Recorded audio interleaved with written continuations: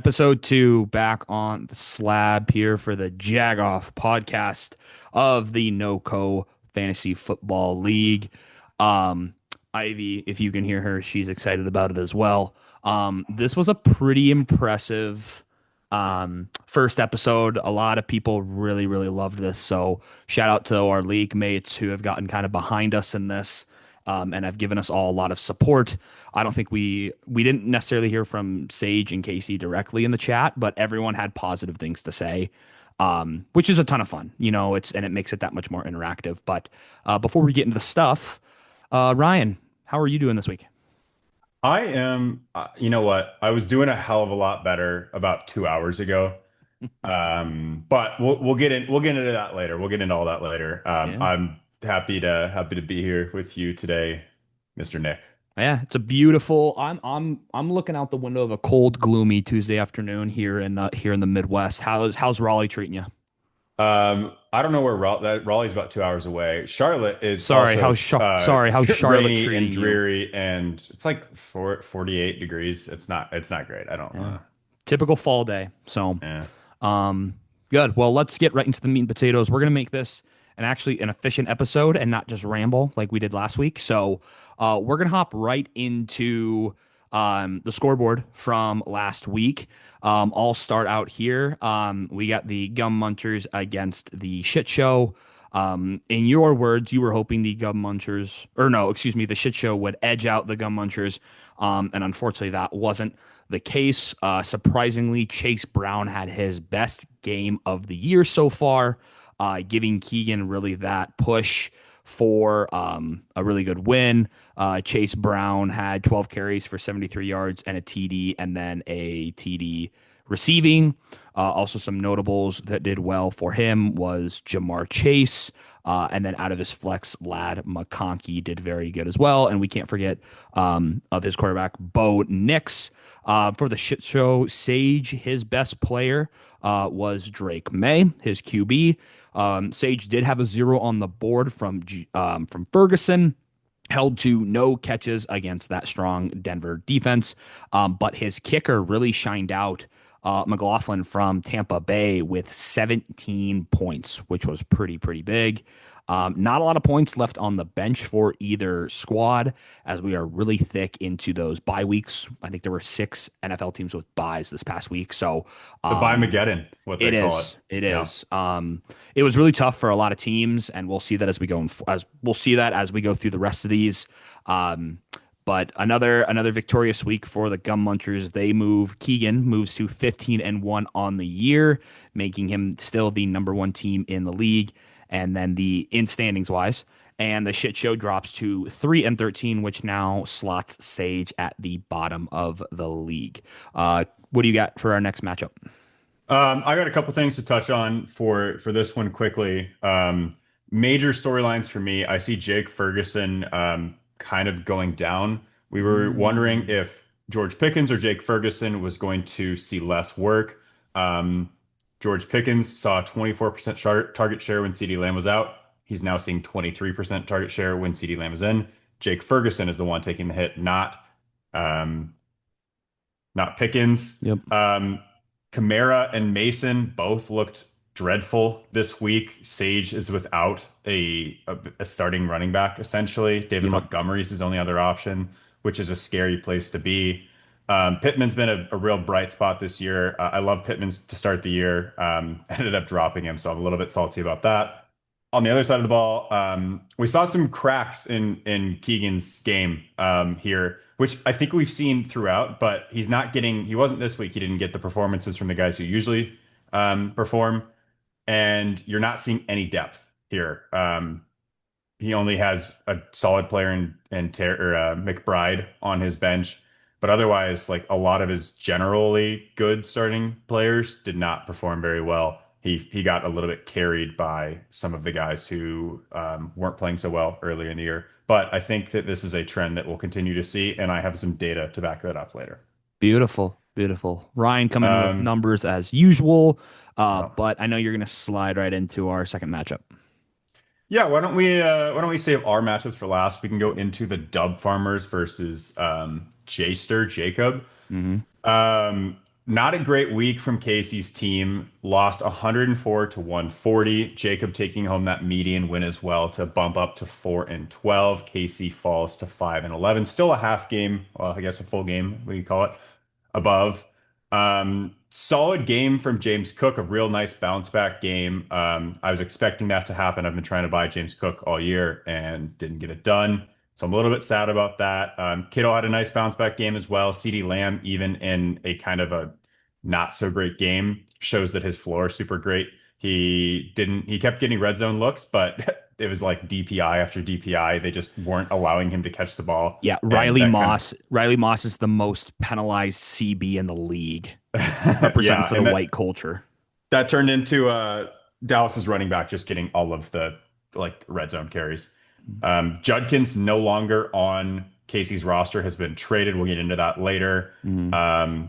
And we saw disappointing weeks from CMC and Jay Jettas. I think we're going to continue to see disappointing week from Jay Jettas now that McCarthy is back. Um, I don't like Justin Jefferson honestly as much as I did. I think he's outside the top 10 the rest of the year. What do you got? Ooh. I just want to really point on McCaffrey literally going into a weird game against Houston. Record wise, they toppled Houston, but the books had Houston favored in the spread and on the money line, obviously. McCaffrey held to 8 carries for 25 yards, a very not a very good out of body experience for McCaffrey, to say the least. I mean, this is his first week that he has scored under 22 fantasy points, which is absolutely wild. And you Sir. wouldn't expect that against the Houston defense by any means. I mean, he saw a season low in yards, carries, yards per carry, targets. He was still normal with out of the backfield for that Niners offense. But you just expect those days. You expect those good players to like really bounce in and have those really solid days. And McCaffrey really taking a backseat approach to this week did not help the Dub Farmers at all. I also want to mention it was National Tight Ends Day on Sunday, so there were a lot of tight end touchdowns, which was really nice. So Kittle definitely getting his share and good stuff like that. I thought CeeDee Lamb played very well. I know I made a comment just a couple moments ago about Riley Moss. I don't know the exact numbers, but I'm like 85% sure he is the most penalized corner in the game. He's really showing out for the white culture, but that is what it is. So another big trade between these two we will talk about later, but that's kind of all I have on that one on Casey's side of the ball for sure. So getting into our third of our four matchups, Ryan, I will take your matchup and you will take mine, I assume. So this week, Ryan had the pleasure of going up against MTV Gibbs. And I thought this was a really good matchup on paper. Unfortunately, Ryan had to witness the rise and now the fall of Cam Scattaboo with a very unfortunate injury that is going to get him out for the rest of the season. Ryan has already dropped Cam Scattaboo as there's no reason to keep him on the roster. Kobe just with another really, really good week with the two-headed monster of Daniel Jones and Jonathan Taylor. Taylor with 3 total touchdowns on the game, 2 on the ground, 1 in the air. There's been a lot of talk of him potentially getting to LaDainian Tomlinson's 2006 running back touchdown record. I think right now he is on pace for 29. I will be very curious if he gets close to those numbers. But we will see that Indy offense is rolling with a full head of steam. Also, Javonte Williams, I called it a revenge game for him going back to Denver with Dallas. He was really, really good on the ground with also 2 touchdowns. And then I think, honestly, I shouldn't say single handedly because Jonathan Taylor has more points than him. But Tucker Kraft having a tremendous game on Sunday Night Football. 7 receptions for 143 yards and 2 touchdowns, racking him 33.3 points. A really, really good showing out of that tight end spot. Not a lot of points left on the bench. On Kobe's side, of course, you get that sore eye of Kamani Vidal on Ryan's bench at 19.7. But now that moves MTV Gibbs at 12-4, which now vaults him to the second best team in the league. And that moves the Beanpoles at 7-9 down to the fourth spot. Ryan, what do you have to say about your performance this week? I'm a bit bummed. I thought that I had a chance to win this match. Obviously, as the game transpired, like that wasn't the case. Kobe was messaging me at like 1:40 p.m. conceding the game, saying that, quote, We "You're did going see to that. win. Your players are going to go off." In a reverse jinx, I don't know how he voodoo magicked it, but ended up winning by 60 points. Yep. The What really grinds my gears, might I add, There you go. stealing Nick's catchphrase here. At the last second, I switched out Kamani Vidal for Jalen Warren. Had I Oh, not done that, I obviously would have lost the matchup, but I would have taken the median win away from oh, Nick, which that one hurts. That one hurts. Nick needed 13 from Kelsey to take the median. Obviously, Kelsey had a good game. So I think scored 20 and took a median win, which was good for Nick. Bad for me. I think that Kobe is a top two team at this point. He is second in the standings, so that's a fair thing to say. that is But accurate. we'll get into who I think is the other top two team who is not currently in the standings for top two. Why don't we jump into that last matchup, which is Big Al versus Nick, with Nick taking him down 140 to Alex's 108. I think Alex is the other top two team Hmm. in the league currently.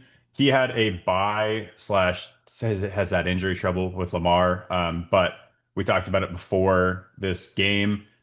He's gonna have next week on his bench looks scary, just with the guys sitting on there, all those zeros. He has Lamar, he has Armon-Ra, he has Drake London, he has Puka, and a sneaky, really good ad by him is Bam Knight, Hmm. who gets a Dallas defense that's giving up an average of I think it's 22 points per game to Yeah. running backs. And they just released Michael Carter. All of these touches are going to Bam Knight. I think Bam Knight's in for a fantastic week, and I'm curious to see if Alex plays him with all of these guys back. We're gonna see that. But it was a disappointing week for him. Dak had a bad day. Bijan had maybe the most shocking fantasy performance of the week. Yep.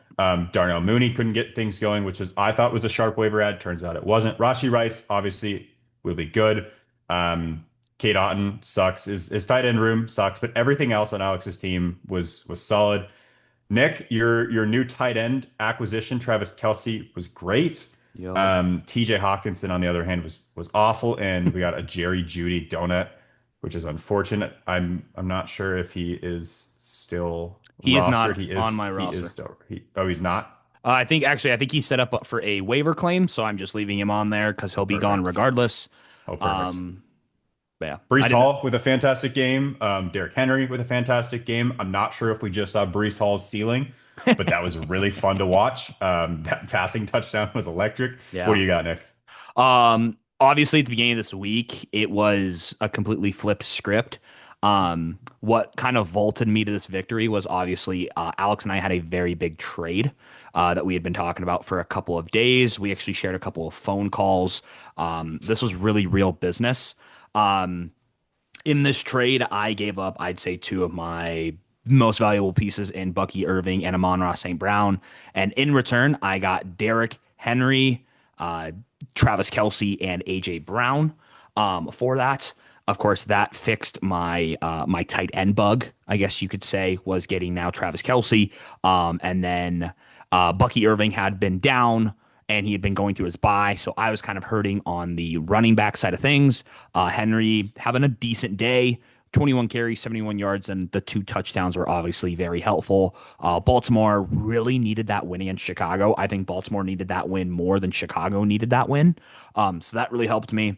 And then yeah, Brees Hall being my savior of the day with he was 1 for 1 in completions with a 4 yard touchdown pass. And then he had two on the ground, and he had 133 yards rushing. So, I mean, he did a bulk of the work for me. Um, Unfortunately, that donut came from Judy. My plan at the beginning of the week was to have Judy, but have Addison in for like that substitute. Or no, it was going to be for if AJ Brown was going to be in or out. I had him starting, and then I was going to flip him. I had Addison planned to like do that like that auto sub if a guy is Hmm. injured, because Addison was the lone scorer for the Vikings. Now that wouldn't have fully saved me from Judy's zero, but that would have given me more points. Granted, I won this week, so it's not that big of a deal at the end of the day, and I got the median. So that's whatever. But in a week where I wasn't even going to look at the fantasy app all day Sunday, turned out to be a very monumentous week for me, and hopefully that's some positive momentum I can carry into week 9. And that will wrap up our week 8 conversation. Unless if Ryan, did you have any more numbers? Nope, I want to go through that trade that we just touched on. Yep. You sent Amon-Ra and Bucky to Alex. Alex sent you Kelsey, Henry, and AJ Brown. It's kind of a rare trade right before you face off with somebody. It's always a little bit scary to do that. I did not think But Alex was going to entertain a trade with me this week because we were playing, but I was proven wrong, and it helped me for the week. We'll see how the long run goes. my first reaction at this trade is that Alex wins the trade. I always like to be on the two-person side of the trade. You can only start so many players, so when Yeah. you consolidate value on one side of the trade, I think it's good. Amon-Ra is a top 10 wide receiver. I think Bucky could be a top 10 running back. I'm not sure that he is currently. We'll see when he comes back from injury.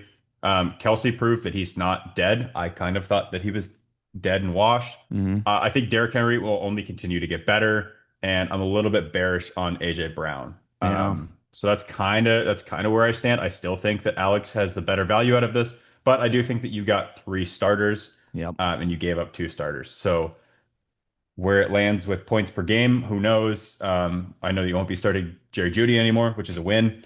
But that's kind of where I sit. How are you feeling 5 days later?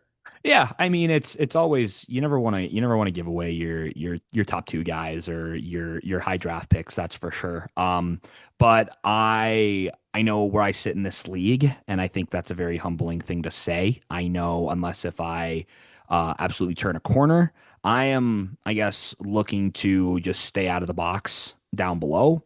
And I didn't love the AJ Brown ad, but Alex was being, very stern, and maybe that's just because I respect him so much.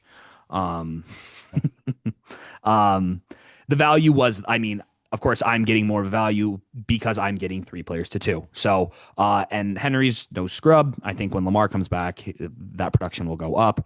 And then with Kelsey there, I needed my weakest spot on this team was my tight end.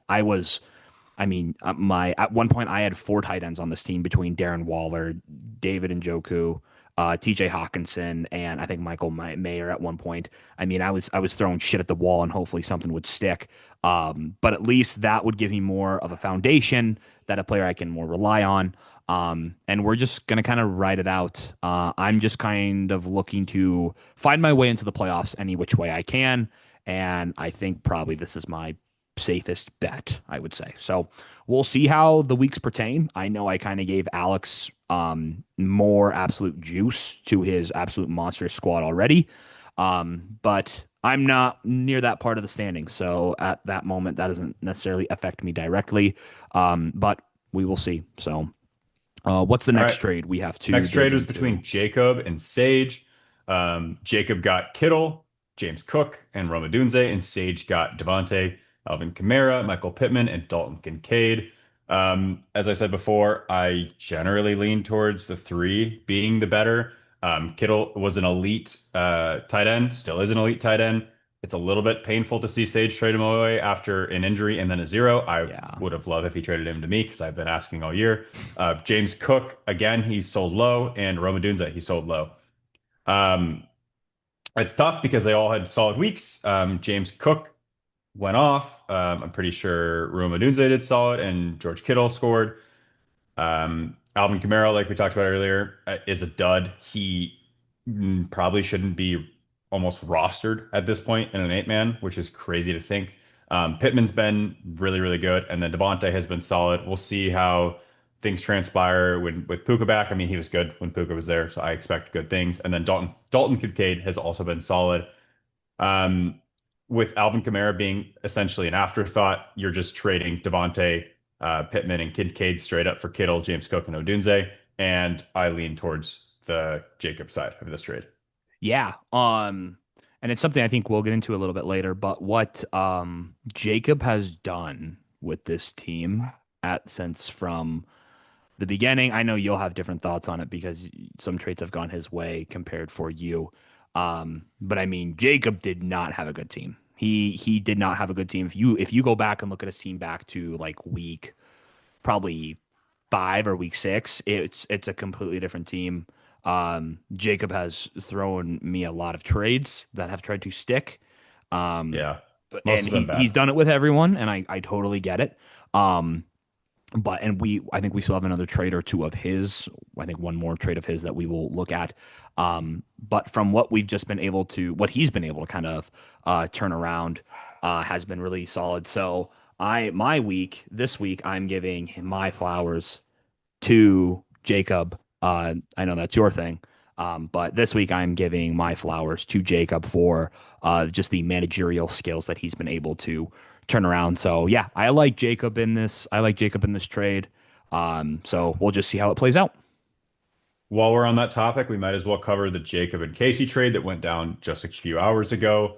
This one personally really hurt me because I had a verbal agreement with Casey. I reached out to him. I said, "Hey, can we do DeAndre Swift for Quinshon Judkins straight up?" Casey accepted that. He sent me the trade offer, and I was busy filming a video, editing a video, didn't see it. And I looked down and see a message from the group chat saying trade was completed. And I looked to open that up and see that the player that I had an agreement with to trade was dealt. So I will try to remain biased, but I'm a little bit sad, a little bit upset. Um, I think that I go back and forth on this trade. If you look at any trade calculator, it says that Casey wins this trade, like we've talked about already, the 3 for 2. Hmm. It's tough to consolidate value. Where I think that this trade is awful is Jackson Dart. Yeah. We play in an eight-man league. You should almost never be trading for a quarterback unless it's a quarterback for quarterback swap and there's like some sort of like asset exchange there. You can almost always stream a quarterback that's Yeah. going to give you a solid play. For example, Casey's Baker Mayfield is on bye this week. Kyler Murray gets to come back and play the Dallas Cowboys. Kyler Murray is probably going to fire up 25 points. So you can stream a quarterback. So if we just erase Jackson Dart out of the equation, it's Cortland Sutton and Ja'Cory Krosky-Merritt for Terry McLaurin and Quinshaw Judkins. And I lean towards Terry McLaurin and Quinshaw Judkins in that. Yeah. No. Um, I like you giving your flowers to Jacob. I was also planning to give my flowers to Jacob this week. I would like to motion to take your flowers back from Jacob because he was bold enough to put us in a Snapchat group chat, Yeah. just the three of us, and ask to be celebrated on the podcast. I think that is a beta move. Therefore, Ooh. I would like to motion to take your flowers back from him. What do you think? I think that's fair. I think anytime in any aspect of life when you're asking for something in this regard, I think that's a very fair statement to make. So I second that motion. I think that's totally fair. So then that turns me to who's getting the flowers of the week. No one. No one's getting flowers this week. No, no flowers. How about the flowers of the week go to Ivy for graduating puppy school? Ivy! There we Congratulations on go. graduating, Ivy. Isn't that awesome, Ivy? So, um, that's fair. I think that's a totally fair assessment then. Um, I would like to say that maybe I had a running for getting my flowers of the week since I was the seventh team beating the number one team at the moment or the number two team. Yep. Um, You can but have we a flower. I'll How's take that a sound? flower. I will take Yeah, a flower and I will give that cool. flower to Ivy. So, Awesome. perfect. What I think grinds our gears, me and Ryan have talked about it, is Mhm. we want to have a chat about the league median and what that means for us going forward. So, Ryan, I'll let you kind of jump into this if you'd like. Yeah, I was the one who requested that there was a league median, and now I'd like to be the one to request us removing the league median next year.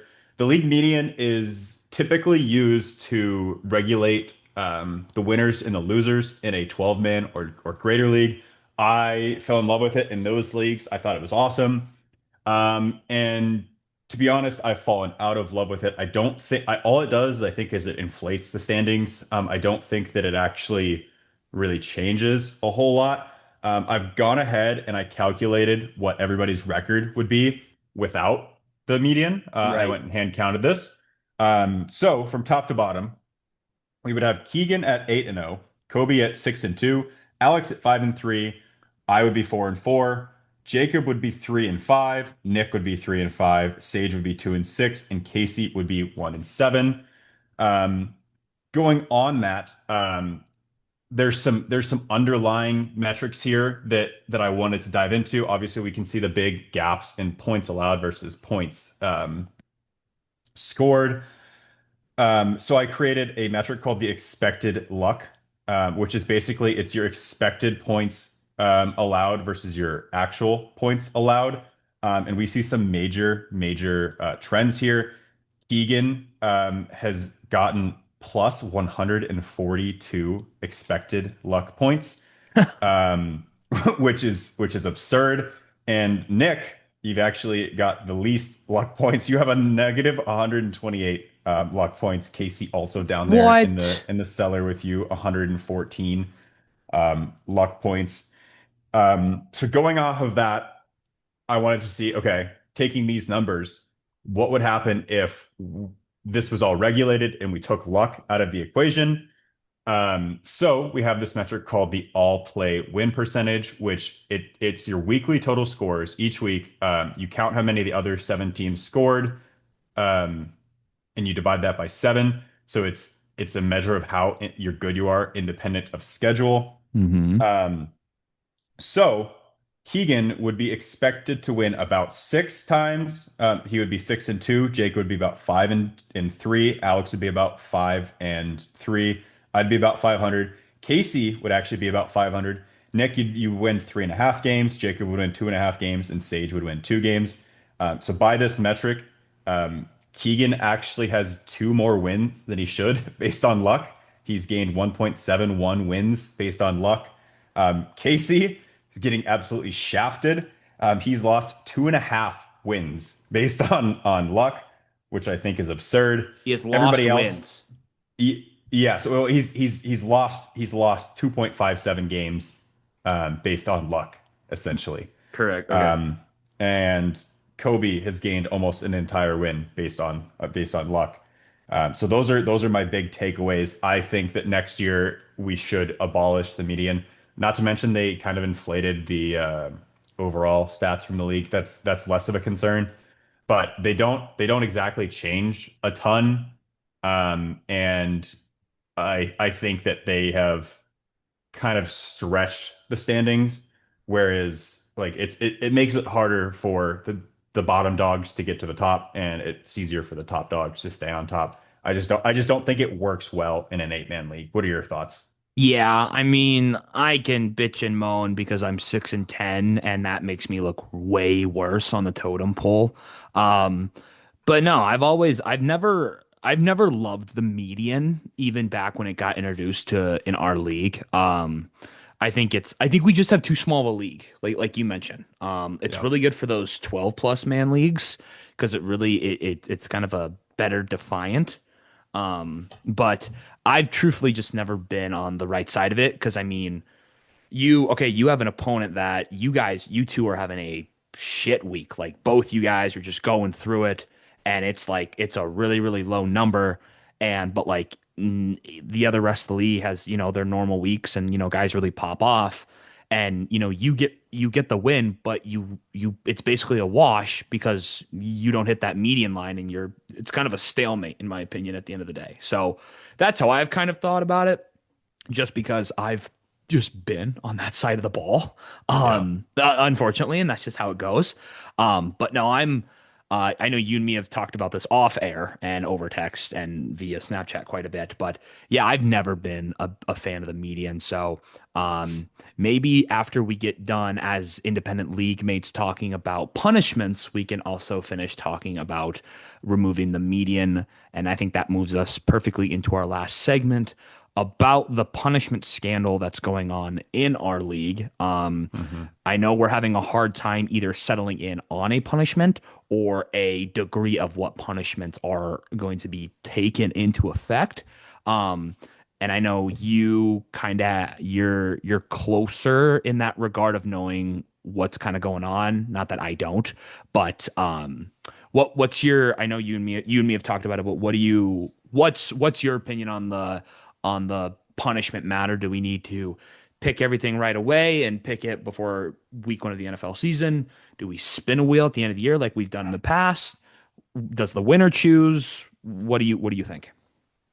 I'd like to start out talking about the we should have already had a punishment. Yep. I pushed to put a punishment in before week one. I pushed to put in one week two. Every single week I've been consistently saying, "Hey, we need to finish this. We need to finish this." And I think that our commissioner has needs to find a spine because he has not ruled on anything. He tried to last week in the group chat. Kobe had some pushback to it, and you know what our commissioner had to say in response? What was that? This. He Exactly. didn't Yeah. say a damn thing. He was Nothing. silent. He Yeah. was scared to reply because he didn't want to hurt feelings. And I think that he needs to go ahead and make a ruling. My personal opinion is I don't think that we should be making some sort of wheel at the end of the year. I don't think that's fair to people because you can pick the punishment based on the person. Like, for example, if Keegan lost, man, I would have some awesome punishments for him.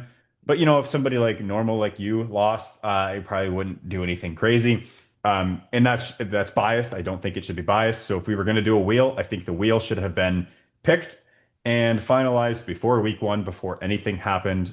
In this circumstance, I think that what Alex brought up, which we talked about, was I don't know, it was like two or three punishments that were all like varying degrees of difficulty. Mhm. Nothing too crazy. A little bit of entertainment value, a little bit of fun for the person doing it, but also like could get expensive if you're not like Can if get you're not good at long. bowling or like I golf or love that what. one. I love the bowling. I I think love the Casey came bowling. up with that. Yeah, I love the bowling. I love the golf one with the Yeah. hole in one or something like that. The Waffle House is a classic.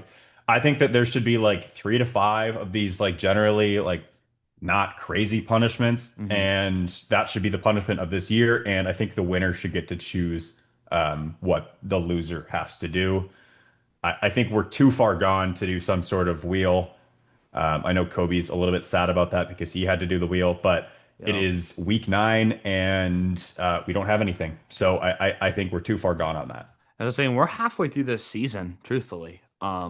Yeah. We're starting to get when is trade deadline in our fantasy league?